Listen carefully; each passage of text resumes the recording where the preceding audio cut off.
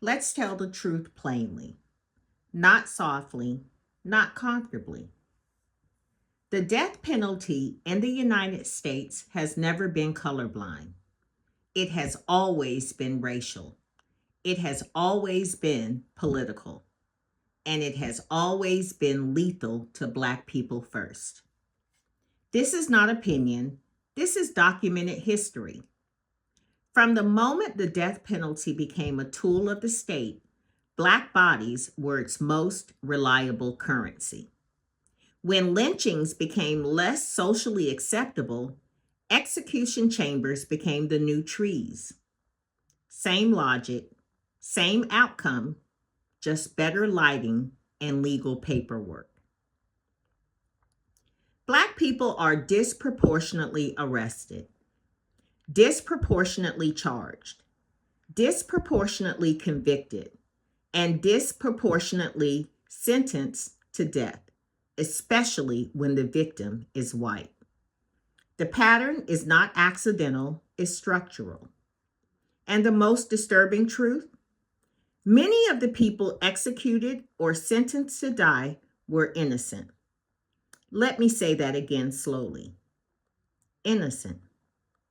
Consider George Stinney Jr., 14 years old. 14.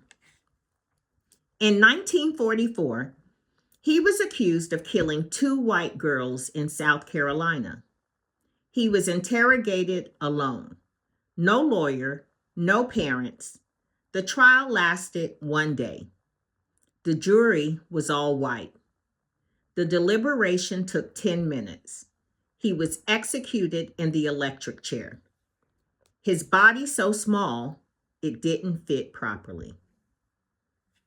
70 years later, his conviction was overturned. 70 years too late. Or Troy Davis. No physical evidence, no murder weapon. 7 of 9 key witnesses later recanted or contradicted their testimony. Yet in 2011, Georgia executed him anyway. Even the Pope asked for mercy.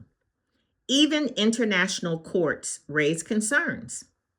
The state responded with a needle. Dead men don't get appeals.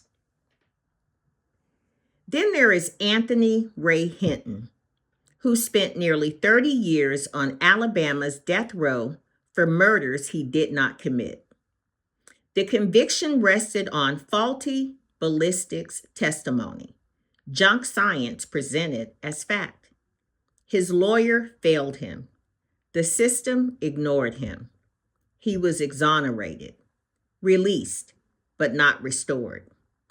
You cannot give a Black man 30 stolen years. Walter McMillian was sentenced to death in Alabama despite overwhelming evidence he was miles away from the crime scene. Witnesses lied, evidence was suppressed. He sat on death row for 6 years before his conviction was overturned. This wasn't a mistake, it was a choice. And these are not isolated cases. Since 1973, nearly 200 people sentenced to death in the United States have been exonerated. A disproportionate number of them are Black. That means the system was willing to kill people it was not sure were guilty.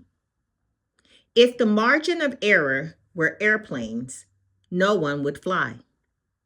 If it were medicine, it would be malpractice.